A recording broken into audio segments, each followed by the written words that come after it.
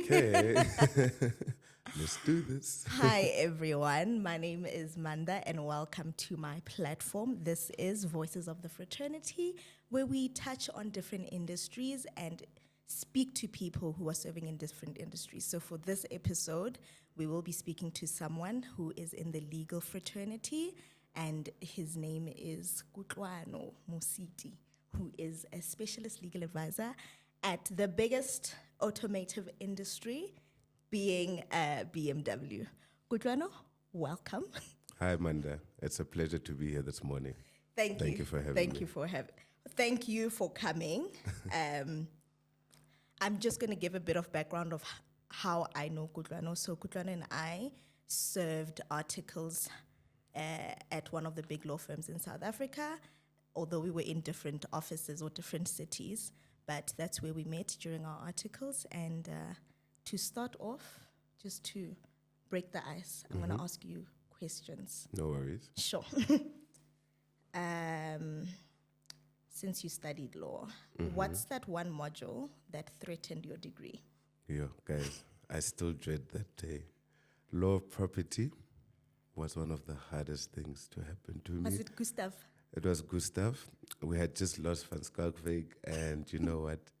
It was just, I don't know. I don't think he was the problem. I think the content of the module was so demanding, and at that time, I don't think I had a full appreciation of what property law would entail today, because it's actually such a big deal, That's and it true. affects quite a lot of areas of the law. So it's not just fixated to immovable property. It just deals with various aspects. But I guess it's also one of my lowest scoring modules in my transcript. But anyway, we made it through without a supplementary, and I guess that is a success story, right? It's a success. You hear? Aish. You're a specialist. Oh, Lord. Yeah. And do you have any embarrassing or funny moment in your career as a professional that you recall? Embarrassing. Where you were like, yo, what a damn move. That's a tough one. I don't know if I want to think about it from a law firm space or from a, okay, I guess, Mampara moment, whether it's professional or not, the redlining of one's documents can kill your confidence sometimes. And I think having seen that in one of my first rotations at this big firm, which was great though, Yeah. because it was eye-opening and it needed to happen to get us to where we are. But I guess it's one of the embarrassing things to say, guys, did he just redline every single thing and say, go start from scratch? Sure. But, It still happens to this date. Okay. Stylistic preferences sometimes. It's stylistic, it's tone, it's, True. But sometimes they know best. they are specialists. That's what you're becoming, right? I'm on my way.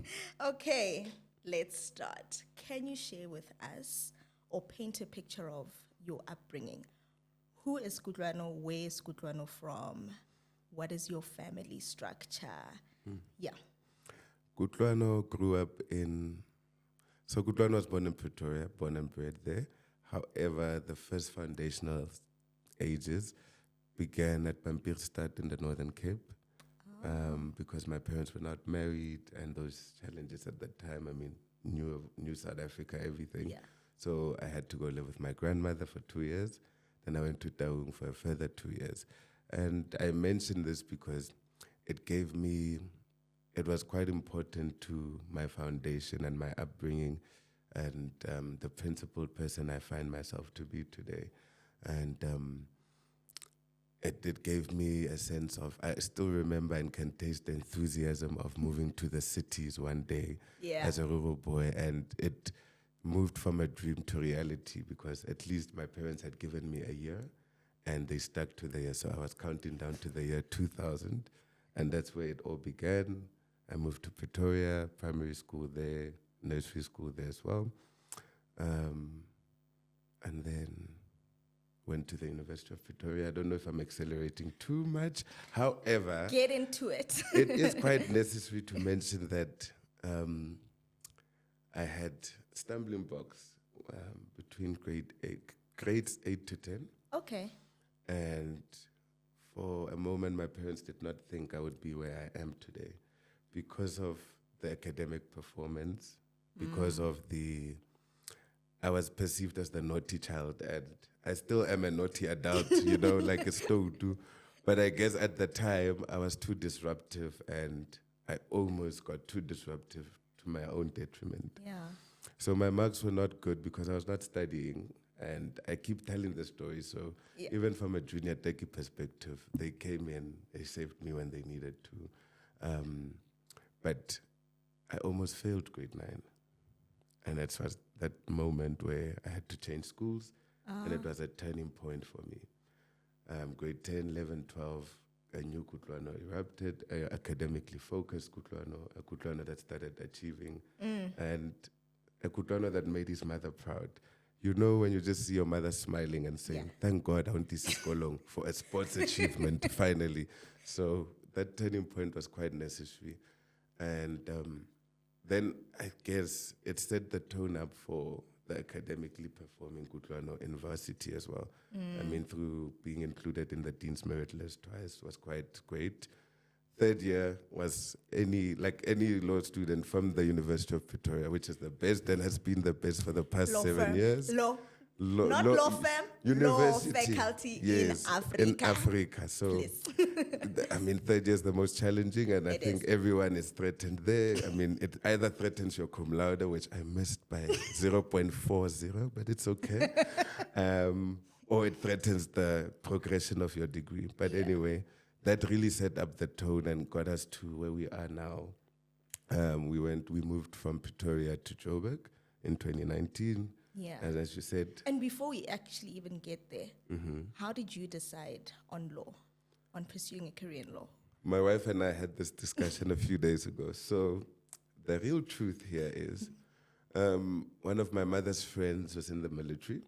And obviously, I mean, growing up from a background where your parents both are from the military, at some point I thought I would be in the military myself. I thought that was the path I needed to take because I saw everyone or most of my family members joining them. But my mother said I needed to be different. And firstly, it was Sokulu and Partners, just seeing how everything pans out because that was the first suit, by the way, before we got into suits. And then secondly, it was my mother's friend, whom I call my uncle. He inspired me because he moved away from a low rank in the military to go and become an advocate and subsequently a prosecutor in the NPA. And for me, it was the fact that, firstly, he's an advocate, so it's the stature, right? But secondly, I saw that it was not an overnight success, but I saw the potential of law there. And I guess after seeing what he did, I just started falling in love with the profession. But the reality is it was between accounting sciences or the law. Totally different. Totally different paths.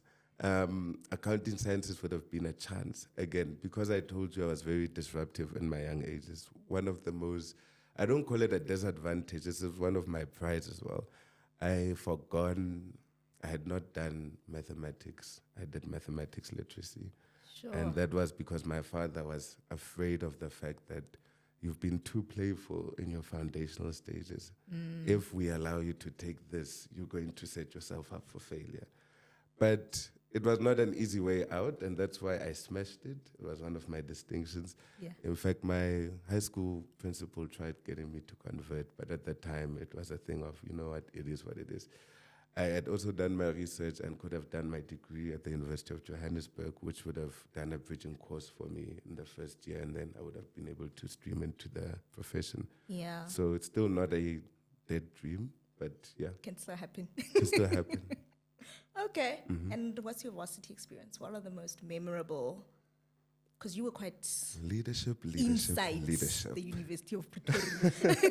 People, whenever I go to Hatfield nowadays, I'm always reminded, hey, fourth most powerful student in this institution. Oh my God, very foolish moments. But no.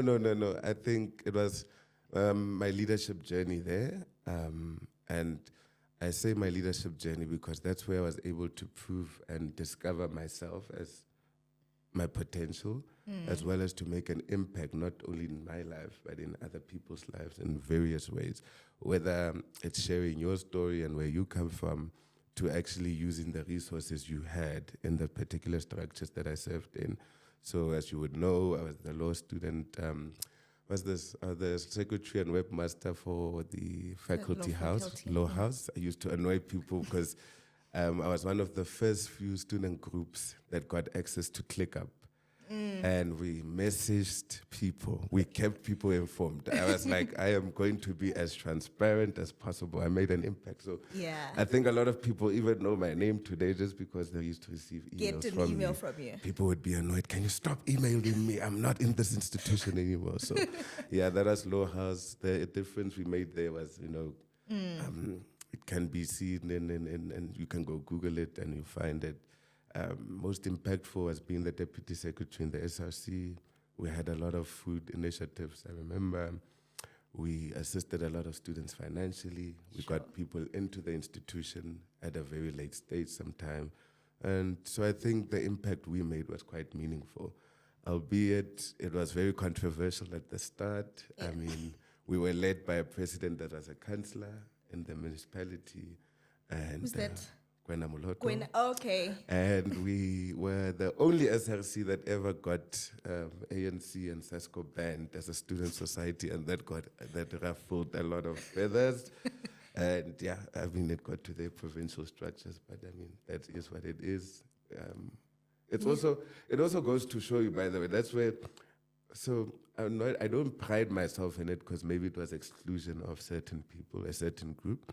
But I do pride myself in my legal abilities because I used the law, or we used the law as a collective. Sure. And we stuck through to it. And if you remember, the vice principal reversed our decision, but it went to the Constitutional Tribunal. And it was just me, the president, and the SRC just gathering facts. And I was actually quite impressed. That's where I saw, okay, you do have potential of being a lawyer. I still go back to the communications. I was like, okay, I like the angle you took here. I like Very it. Good. So no, definitely was the leadership aspect in university that's quite memorable to date. And do you think that helped you in getting into big law? At what point did you actually apply? And did you apply to a number of law firms? What was your journey into getting into big law firm? Okay. Yeah. Big law firm. To be honest, Kutlwano in second year was not thinking of law firm at all. It was during the career day. Yeah. And I think they still had them early in the year, so around Feb.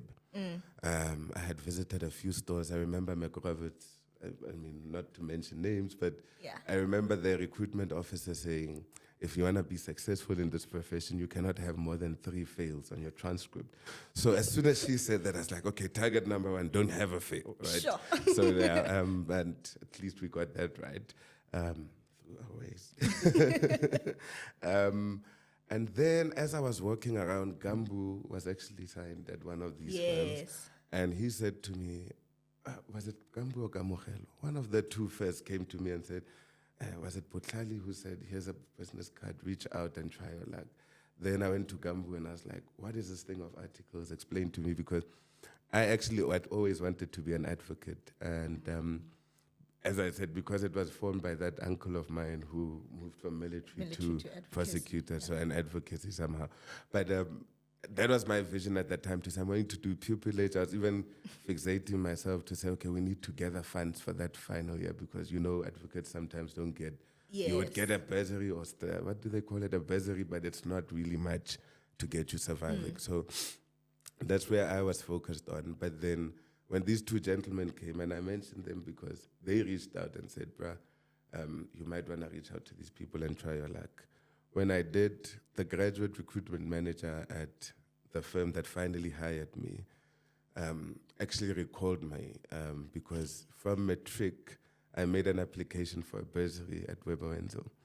And mistake number 1, because the bursary has always been for your penultimate or ultimate year. Sure. And I don't know what that meant. I was like, oh, these are big terms, but I'm applying for a bursary because, I was coming to university and coming from a middle-class family, and I was just trying to aid my parents as much as I could. Yeah. So when Tabang saw me, and we met through various structures, because we invited them through the Black Lawyers Association, because we hosted various information days with the big firms. Yeah.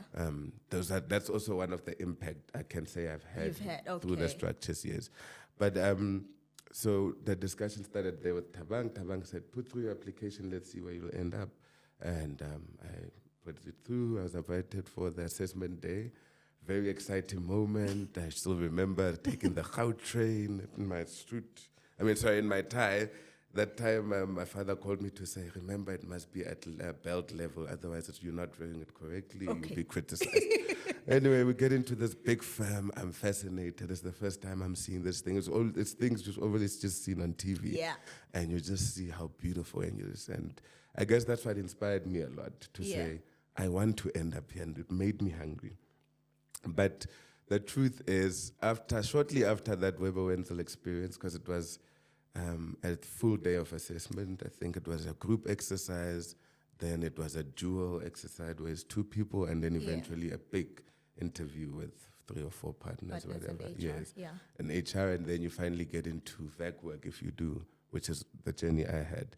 But there's another twist to it, is that I applied to another, I don't know if it's a rival firm or I applied to the other firm. I'll mention it because it's on LinkedIn, so it's public information. I applied to CDH and I got into the VAC work as well. Now, with CDH, they made the offer first to say, okay, here you go, come to our VAC work. And I was delighted. A week later, however, Wenzel called me to say, come. Here's an offer. Here's an offer. Come and join us for VAC work, and let's see if you'd be a good fit for the firm. Yeah. So I said to Tabang, as exciting as this is, because also I have a big head, I'm a second-year student. I hadn't tapped into leadership yet. It was just Black Lawyers Association at the time, you know, and Junior Deki. That was my involvement at the time. And I just remember, okay, I have 2 offers for VAC work. I need to make it work at Clinton. So now we're making arrangements. And I said to Tabang, but there's a slight problem. Weber Wenzel came second with their offer. And now it clashes with CDH, which has a 2-week. Tabang said, brah, tell them you have an offer from Weber Wenzel, so you need to manage it. Yeah. And I don't know if that sat well with the recruitment team at the time, but they anyway made provision for me and allowed me to only serve 1 instead of 2 weeks at CDH. Okay. So that means I didn't get as much exposure as I needed to, but it was exposure to the banking and finance industry, by the way, and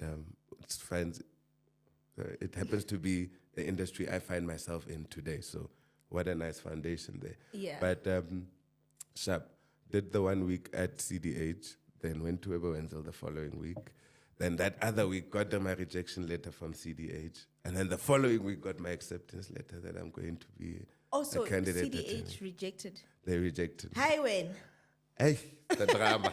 I had the same experience. I had the same experience. I was they so did distraught. Not accept me. I was so sad. I'm like, I wanted to have both offers in my hands and decide which I've got one. options. And because people were getting dual offers to say, oh, I'm offered by this one and this one. So I thought I'd be part of the mix. But anyway, the big firm came to me.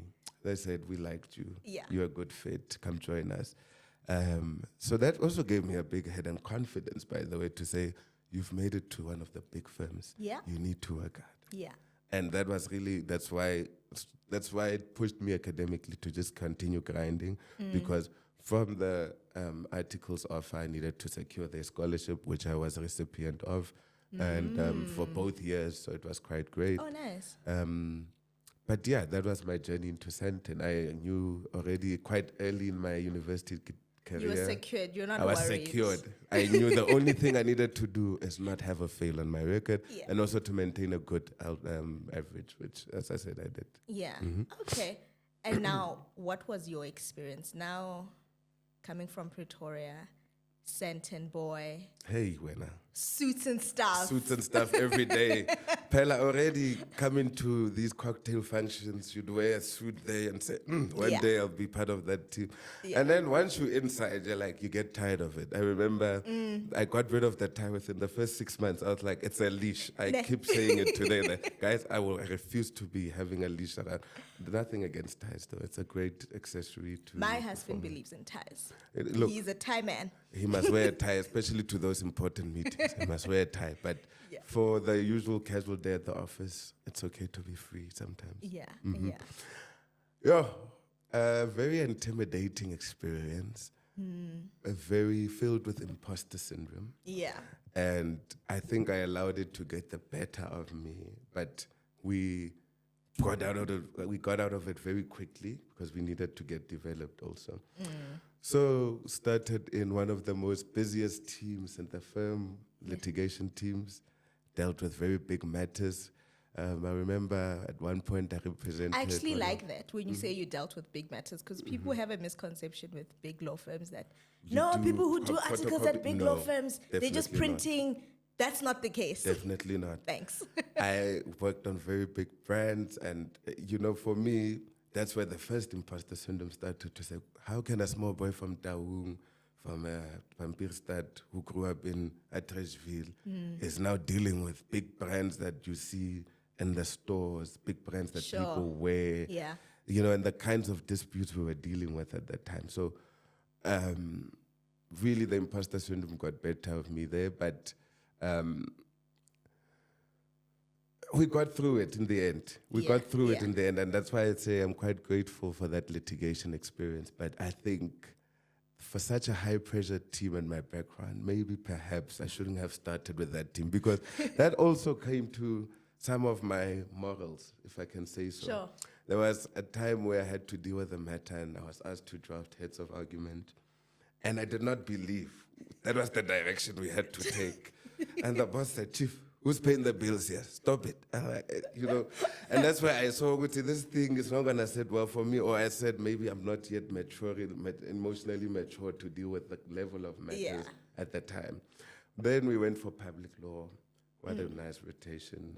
I dealt with a lot of procedural aspects of the law and regulatory aspects. Yeah. That's where I fine-tuned my ability to deliver legal opinions. Quite vital, because I was not sure I'd end up in the in-house space. But that already was the foundation, because I knew how to structure one. Not to say university did not do that already, but that's where it got crystallized. And to finalize it, you can see already by the tune of things. I said, firstly, I wanted to be an advocate. Now I took a litigation role, public law. So I was very set in stone to say, I'm just doing dispute resolution, nothing else. And a lot of seniors at the time came to me and said, sorry, do you not want to try and take a chance with the corporate team? And I said, no, I'm never a corporate lawyer. Hey, I remember one of my friends who was my first friend in the cohort, who made senior associate at the rival firm there, just a few meters away from you guys. I remember her encouraging me. Actually, I'll mention her, Retabile. Yeah. Retabile said also, stop being one-minded and tunnel vision, man. Go and take, because she did a rotation in banking and finance. And it was after seeing her experience where I sort of wanted to cancel banking and finance as well. But she said, you want to try banking and finance? You want to try banking and finance? But didn't end up in banking and finance. But you would know it's one of the hardcore teams at that firm we worked at, Weber Wenzel. But so doing a corporate rotation in the mining team was quite good for me. Okay, And gave me a lot of exposure. Corp 2. Corp 2 with Rita Spalding, Jonathan Viren. Worked on a lot of big matters. Some of them are in the news today. I won't mention what. Had an opportunity to go negotiate a prospecting license or right at a community. So I formed part of a community forum and engagement. That for me was also a good highlight, because I got to engage with people at grassroots level. On behalf of a very big mining counterpart. And I believe that was amicably resolved at the end, and they got their prospecting rights. In fact, I know the mining company right now is mining there, so meaning things would have gone well. Yes. But that corporate rotation was very necessary, because in light of what I do today, it also shaped the kind of, it prepared me to be in the role that I am in today. But the very sad story is I did not get retained at Weber Wenzel. And I did not get retained. You do some soul searching and you ask, guys, where did I fall short? At least tell me so I can fix it. Yes. And I remember the great recruitment manager saying, look, it's rather a timing thing. If you remember, we did our articles just in the middle of COVID. Yes. So as I said, first rotation, I can forgive myself because it was a high-paced environment and other people got better after. I mean, second rotation already, you are a better candidate attorney than when you started. So Yeah. I forgave myself for the first one to say, okay, cool. The second one, I already got told we don't have space because in that year, someone else was going to come back into that to fill a associate role after coming back from the court. So I was Okay. already told you can't. There's no you can't, space. yes. The third one was where I had potential, but now I don't know if it's the reason I was pro-offered is, listen, we're taking conservative approach as a firm. From a corporate perspective, we won't be doing that much retentions there because we are uncertain as to what the future holds. So that was the official reason I got given. And as tough as that was, because it really killed me, and people said, it's not the end all be all, have hope. And at that time, I was so demotivated. I remember the last day handing in my access card. I was a very Kemoto content, as people know. Yes. I captured those moments. My mother called me. I'm glad you captured those. Yeah, I did. I still have them. Yeah. You know, iCloud, we pay, man. We pay for that storage. But no, my mother called me crying on that day saying, my child, it broke my heart to see you leave this big environment, but it's not the end for you, I promise you. And a week later, I applied to one of the biggest banks in the country and in Africa, Standard Bank. So, okay. A week later. Yeah. And what's surprising about this is my wife has always, at that time, she was just girlfriend. She's always had hope in me. And she's also part of the reason I'm the success I am today. I'm quite grateful for her contribution in my life. I remember sitting with her on the balcony and someone sent me this opportunity, said, apply for the Standard Bank internship, first of its kind. I was like, internship? No, I'm going to be an admitted attorney. What's this? They're like, but it is for admitted attorneys. I'm like, oh. Looked at it, like, okay, let's give this a chance. Yeah. I remember sending an email, same time. I remember, Manda, 15 minutes later, I got a response. Wow. From the So grad quick. recruitment. Normally, you get the generic ones to say, we've received your application. This one said, thank you for your application. We will be in touch with you in the next few weeks. Sure. That was like, baby, this is not generic. There's a person's name for here. me, this one. I remember we sit at the balcony and she said, baby, you got this job. I'm like, bruh, why do you have so much confidence in me? She's like, you got this job. Yeah. Anyway, go through the process, and I'm told, bruh, it was, I mean, knowing how much of an influx of legal practitioners there are in the country, so I'm told there was a lot of applications. They only had 4 spots. Sure.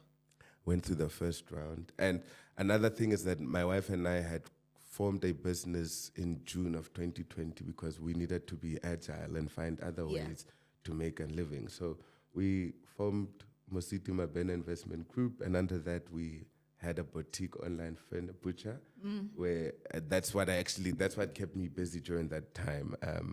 And that's why I wasn't too despondent, because it's that and my wife holding the fort for the 6 months of unemployment Love that kept us alive. But it was also the interviews in the process. And I mentioned this because in my second interview, I was with the head of Africa regions, and I made a business proposition, and he bought Biltong with 2,000 Rand at the time. Remember, you were just an interviewee. Yeah. And I managed to sell Biltong to one of the panel members because they quite fascinated us. You did articles. You did this website. It's an e-commerce platform. I've seen the terms and conditions. Who did your terms and conditions? I was like, well, Uncle Google is a good base for, for some of these things. Admittedly, not ChatGPT, guys. But anyway. Is the business still running?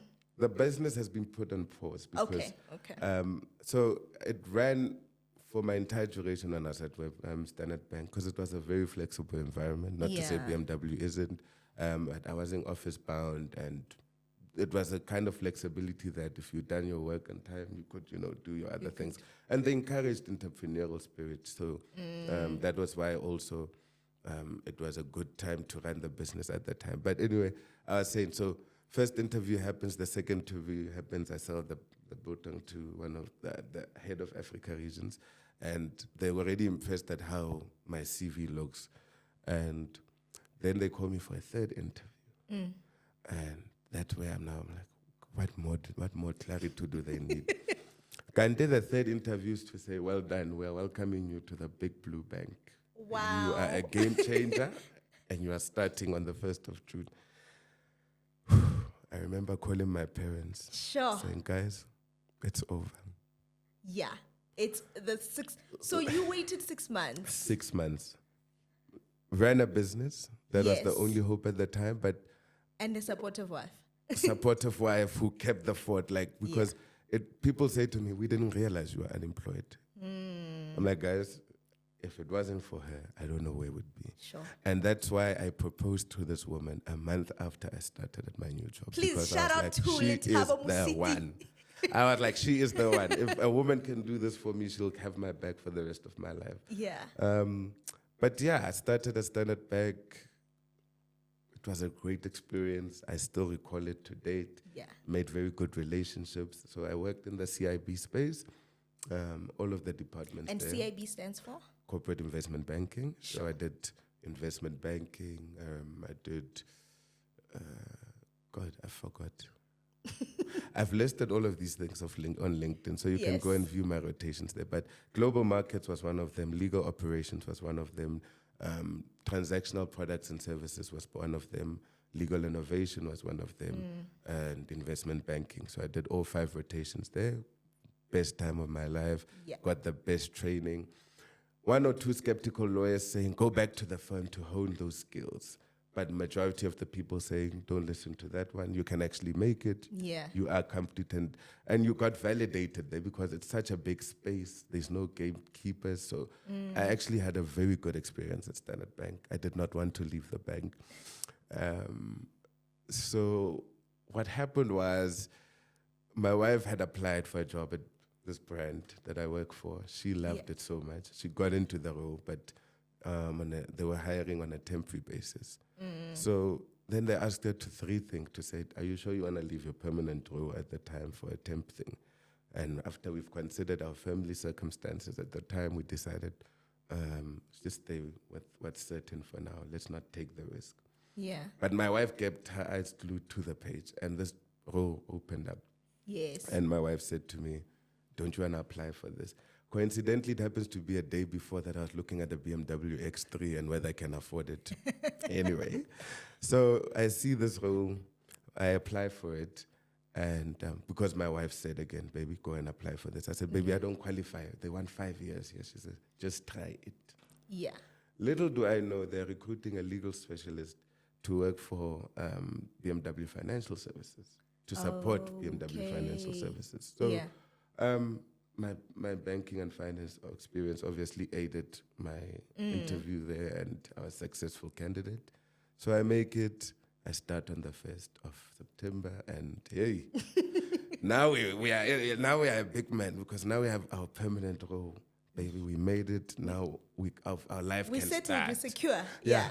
And, you know, I remember when I was still at Standard Bank, I'd compare myself to the likes of yourselves in various respects to say, I'm falling behind. My friends are becoming associates, they're becoming this, and I'm still stuck here. Yeah. And I remember my wife saying, you're on your own journey, and I promise you, you'll be successful there. I had a very supportive family structure as well. My siblings believing in me and constantly saying they glean inspiration from me. Because you're the firstborn. I'm the firstborn. So that pushed me to say, okay, I need to now be a good image for these ones so that they can also push.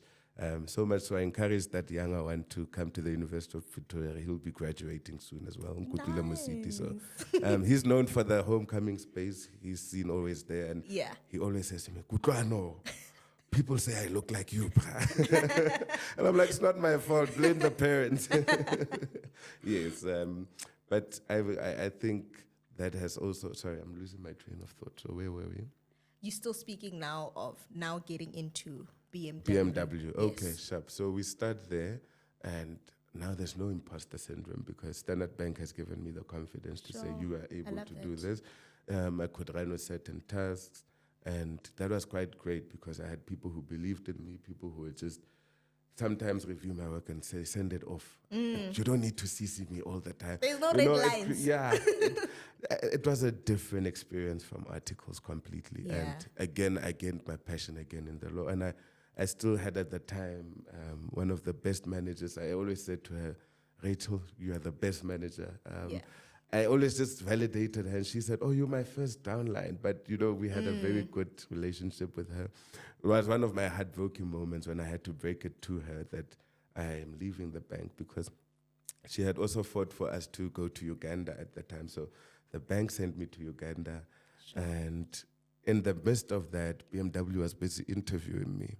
And my final interview with BMW and the German colleagues happened while I was in Uganda.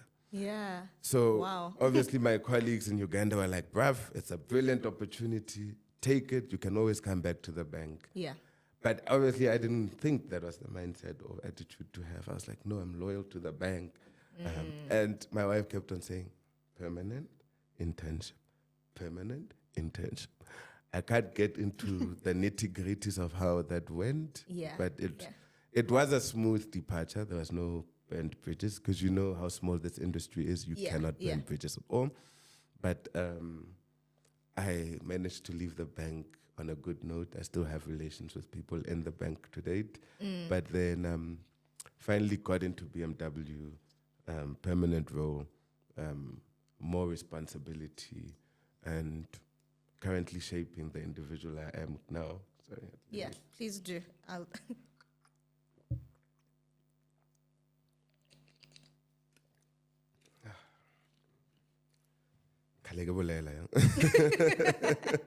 and then I go, but yeah, Okay. we'll be concluding soon. Alrighty. No. So getting to BMW, firstly, they ask me, what car do you want? I'm like, what car can I have? They're like, well, at your level, you can drive a 1, 2, 3, X1, X2, X3. And I remember I said the day before, my wife said, here's a job. I was like, I want this color, man. I don't know if it's gray or blue. Yeah. That X3, they're like, chief, there's no stock. Sorry. Because we're producing for the world and South Africa as well. Okay. So which one do I get? Which one do I get?